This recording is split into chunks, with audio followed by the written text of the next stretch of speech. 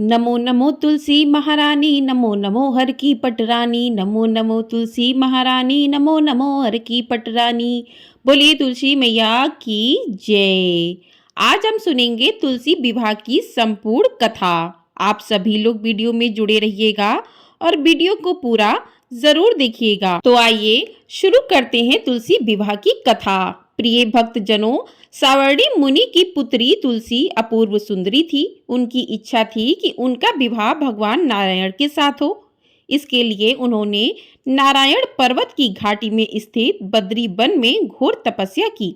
दीर्घ काल तक तपस्या के उपरांत ब्रह्मा जी ने प्रसन्न होकर दर्शन दिया और वर मांगने को कहा। तुलसी जी ने कहा, सृष्टिकर्ता ब्रह्मदेव, आप अंतर्यामी हैं, सबके मन की बात जानते हैं। फिर भी मैं अपनी इच्छा आपसे बताती हूँ। मैं चाहती हूँ कि भगवान श्री नारायण मुझे पति रूप में मिले। ब्रह्मा जी ने कहा, तुम्हारा अभिष्ट तुम्हें अवश्य मिलेगा। अपने पूर्व जन्म में किसी अपराध के कारण तुम्हें श्राप मिला है। इसी प्रकार भगवान श्री नारायण के एक पार्षद को भी दानव कुल में जन्म लेने का श्राप मिला है। दानव कुल में जन्म लेने के बाद भी उसमें नारायण का अंश विद्यमान रहेगा। इसलिए इस जन्म में पूर्व जन्म के पाप के शमन के लिए संपूर्ण नारायण तो नहीं मिलेंगे, लेकिन नारायण के अंश से युक्त दानव कुल में जन्मे उस श्रापग्रस्त पार्षद से तुम्हारा विवाह होगा। श्राप मुक्त होने पर भगवान श्री नारायण सदा सर्वदा के लिए तुम्हारे पति हो जाएंगे। तुलसी ने ब्रह्मा के इस वर को स्वीकार किया, क्योंकि मानव कुल में जन्म के कारण उस मायावी भोग को तो भोगना ही था। तुलसी बद्री वन में रहने लगी। नारायण का वह पार्षद दानव कुल में जलंधर के नाम से पैदा हुआ था। कुछ दिनों बाद वह भ्रमण करता हुआ बद्री वन में आया। यहाँ तुलसी को देखते ही वह उस पर मंत्र मुग्ध हो गया। तुलसी के सामने उसने अपने विवाह का प्रस्ताव रखा। इतने में ही वहां ब्रह्मा जी आ गए और तुलसी से कहा, तुलसी, जलंधर को देखो, कैसा देवोपम उसका स्वरूप है। दानव कुल में जन्म लेने के बाद भी लगता है जैसे इसके शरीर में नारायण का वास हो। तुम प्रस्ताव को सहर्ष स्वीकार कर लो। तुलसी को भी लगा कि उसकी तपस्या पूर्ण हुई, उसे इच्छित फल मिला है। जलंधर के साथ उसका गंधर्व विवाह हो गया और वह जलंधर के साथ उसके महल में पत्नी बनकर आ गई। जलंधर ने अपनी परम सुंदरी सती साध्वी पत्नी तुलसी के साथ बहुत दिनों तक राज्य किया। उसने अपने राज्य का इतना विस्तार किया कि देवलोक तक उसके अधिकार में आ गया। स्वर्ग का सुख भोगने वाले देवताओं की दशा भिखारियों जैसी हो गई। जलंधर किसी को कष्ट नहीं देता था, पर अधिकार और राज्य छीन जाने से सारे देवता मिलकर ब्रह्मा, विष्णु और शिव जी की सभा में गए तथा अपनी विपत्ति सुनाई। ब्रह्मा जी ने कहा, तुलसी परम साध्वी है, उसका विवाह जलंधर से मैंने ही कराया था। जलंधर को तब तक नहीं हराया या मारा जा सकता जब तक तुलसी को ना छला जाए।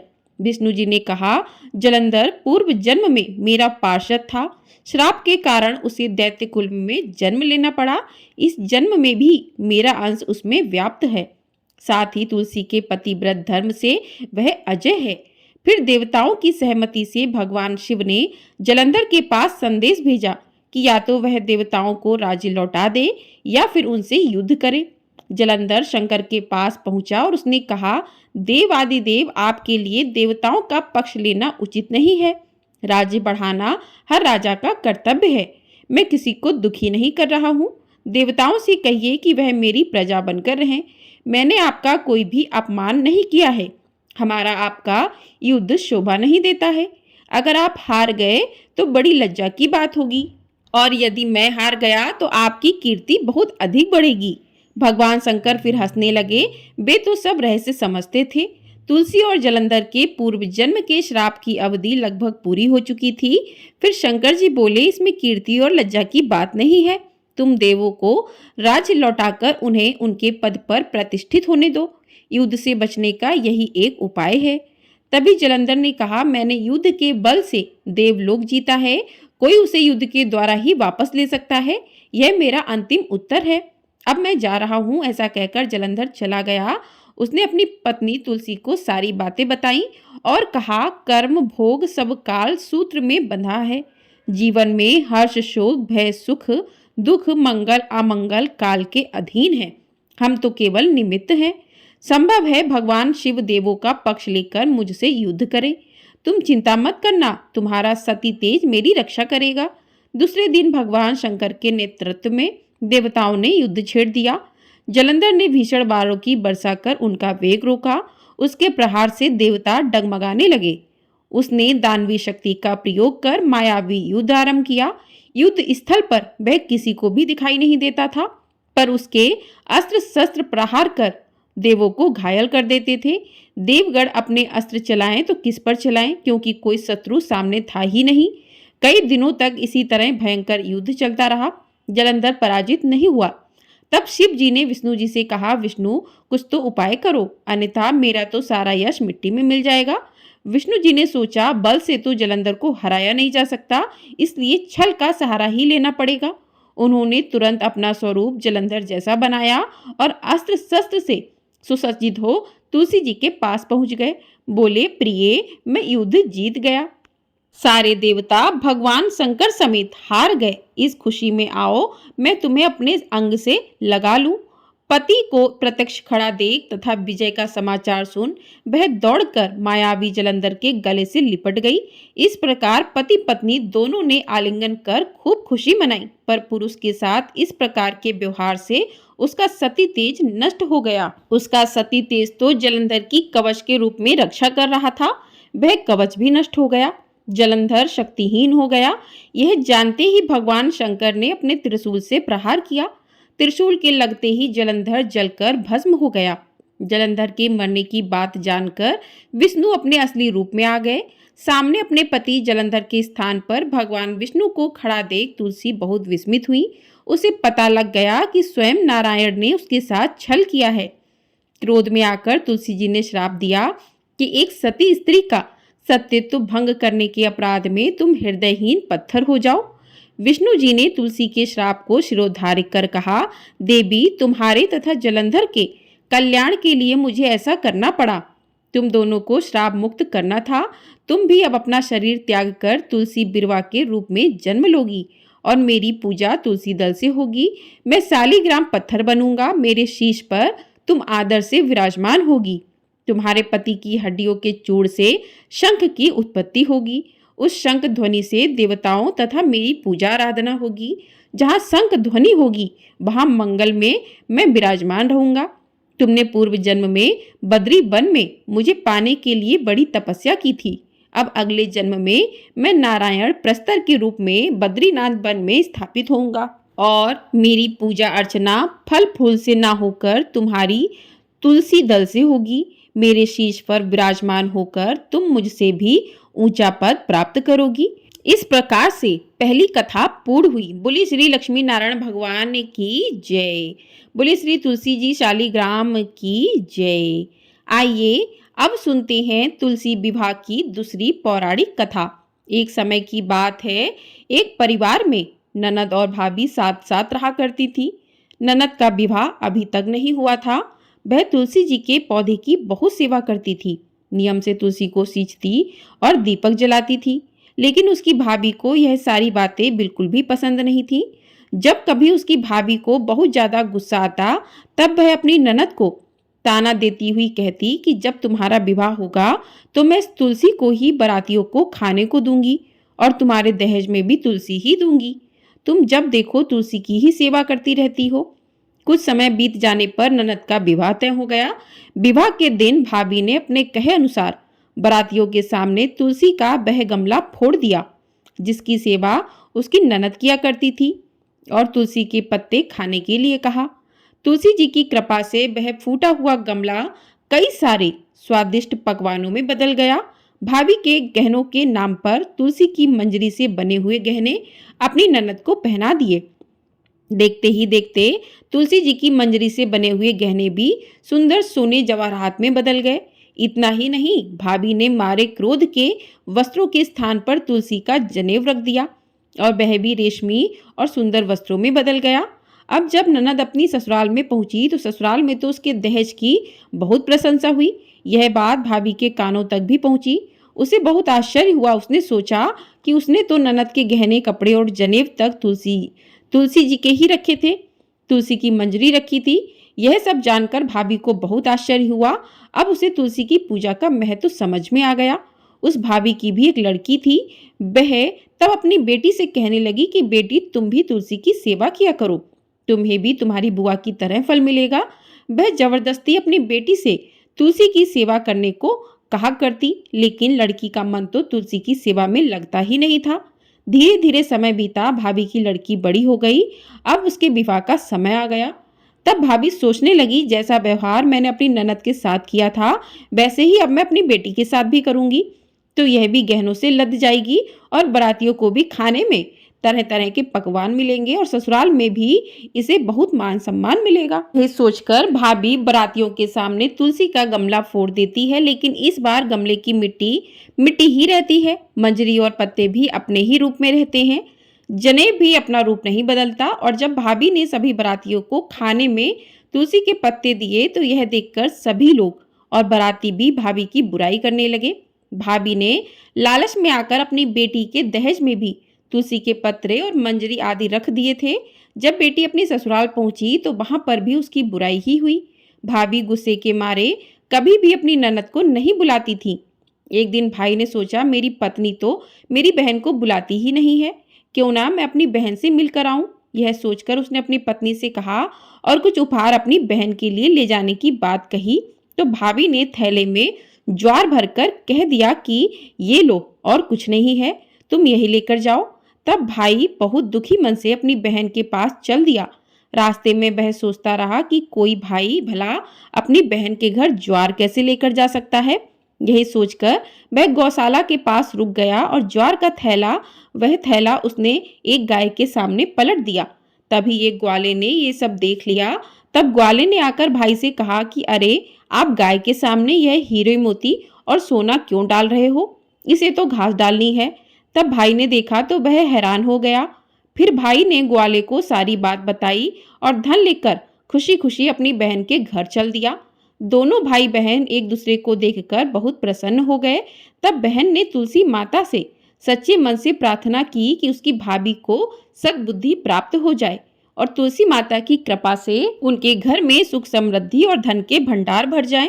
तब कुछ दिनों के बाद देखते ही देखते भाभी का मन बदल गया और वह अपनी ननद को बहुत मान सम्मान देने लगी और अब वह भी सच्चे मन से तुलसी जी की सेवा करने लगी। तुलसी माता की कृपा से उनके घर में सुख समृद्धि के भंडार भर गए। उनके घर में अब कलह कलेश भी नहीं होता था और सभी सुखी से रहने लगे। प्रेम से बोलिए तुलसी मैया की जय। आइए अब सुनते हैं तुलसी माता और एक बुढ़िया माई की कहानी। एक बार एक गांव में एक बुजुर्ग महिला रहा करती थी। वह बहुत ही पूजा पाठ किया करती थी। वह रोज तुलसी माँ की पूजा करती थी और वह बुजुर्ग महिला रोज तुलसी माता से कहती कि हे तुलसी मैया, तुम मुझे बहू दे, पीताम्बर की धोती दे, मीठा मीठा घास दे, बैकुंठ में बास दे, चटक की चाल दे, पटक की मौत दे, चंदन का काट दे, रानी सा काज दे, दाल भात का भोजन दे, ग्यारस की मौत दे और कृष्ण जी का कंधा दे। वह बुजुर्ग महिला हर महीने में तुलसी माता की रोज पूजा करती और उनके गमले को रोज सींचती। तुलसी माता बुजुर्ग महिला की बात सुनकर धीरे धीरे सूखने लगी। तभी भगवान श्री कृष्ण जी ने देखा कि तुलसी माता सूख रही है और तभी एक दिन भगवान श्री कृष्ण तुलसी माता के पास प्रकट हुए और भगवान श्री कृष्ण जी ने तुलसी माता से पूछा कि तुम क्यों सूख रही हो? सभी महिलाएं तुम्हारी पूजा करती हैं और तुमको रोज सींचती हैं, लेकिन फिर भी तुम सूखती जा रही हो, इसका कारण क्या है? जिसके बाद तुलसी माता ने भगवान श्री कृष्ण जी से कहा कि हे प्रभु, एक बुजुर्ग महिला मेरे पास रोज आती है और रोज एक ही बात बोलती है, हे तुलसी माता सबकी दाता, मैं तेरा बिरवा सींचती हूँ, तुम मुझे बहू दो, पीताम्बर की धोती दो, मीठा मीठा घास दो, बैकुंठा में बास दो, चटक की चाल दे, पटक की मौत दो, चंदन का काठ दो, रानी सा राज दो, दाल भात का भोजन दो, ग्यारस की मौत दो और कृष्ण जी का कंधा दो। मैं उस बुजुर्ग महिला की सारी मनोकामनाएं पूरी कर सकती हूँ, लेकिन उसकी एक मनोकामना पूरी नहीं कर सकती। मैं उस बुढ़िया को कृष्ण जी का कंधा कहाँ से दूंगी? भगवान श्री कृष्ण जी तुलसी माता की बात सुनकर जोर जोर से हंसने लगे और फिर भगवान श्री कृष्ण जी ने तुलसी माता जी से कहा कि तुम चिंता मत करो, जब उस बुजुर्ग महिला की मृत्यु होगी तब मौके पर मैं और आप ही कंधा देंगे। सुबह जब वह पूजा करने आए तब आप कह देना कि सब कुछ तुम्हें मिल जाएगा। कुछ दिनों बाद वह वृद्ध महिला ठोकर खाकर रास्ते में गिरकर मर गई। पूरे गांव के सभी लोग आए क्योंकि इस महिला को सभी लोग धर्मात्मा मानते थे। उसको तुलसी जी की डोकरी कहते थे। उसके परिवार में कोई भी नहीं था, इसलिए गांव वालों ने ही उसके अंतिम संस्कार की योजना बनाई और उसे नहलाकर जब बैकुंठ पर बैठाने के लिए उठाने लगे तो उसका मृत शरीर इतना भारी हो गया था कि उसे कोई उठा नहीं पाया।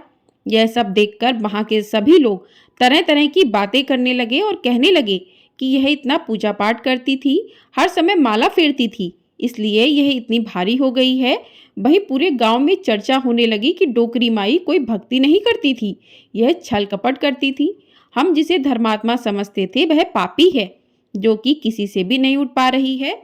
यह इसके कर्मों की सजा है। इधर भगवान ने सोचा कि मेरे भक्त की निंदा हो रही है, इसलिए भगवान बूढ़े ब्राह्मण का भेष धारण करके वहां पर आए और वहां पर एकत्रित लोगों से पूछने लगे कि यहाँ पर इतनी भीड़ क्यों लगी है। लोग ब्राह्मण बने श्री कृष्ण से कहने लगे कि यह डोकरी माई मर गई है और पाप इतना था कि जिससे यह उठ भी नहीं पा रही। सब उठा उठाकर थक गए। तब ब्राह्मण बने भगवान श्री कृष्ण ने कहा, मुझे एक बार डोकरी की कानों में कुछ कहने दो, फिर वह देखो कैसे उठती हैं। तो सभी लोग कहने लगे, आप भी प्रयास करके देख लीजिए। तब भगवान ने उस वृद्ध महिला के कानों में कहा कि हे माई, देखो मैं आ गया। और जो डोकरी पूजा करते समय शब्द कहती थी वह शब्द उसके कानों में कहने लगे, तू बिरवा सींच तेरा मैं करूं निस्तार, मेरी डोकरी माई। बहू ले, बेटी ले, पोता ले, लड्डू ले, पीताम्बर की धोती ले, गहना ले, घी का घड़ा ले, मीठा मीठा खीर ले और पूड़ी ले, दाल भात का भोजन ले, धन दौलत ले, तुलसी का पत्ता ले, मुंह में गंगा जल ले, 11 का दिन ले, श्री कृष्ण जी का कंधा ले। इतना सुनते ही डोकरी हल्की हो गई। भगवान ने बोला, आओ और उसको उठाओ। भगवान ने हाथ लगाया और डोकरी उठ गई। सबको बड़ा ही आश्चर्य हुआ। उसे खूब धूमधाम से ले जाया गया। भगवान उसे अपने कंधे पर ले गए।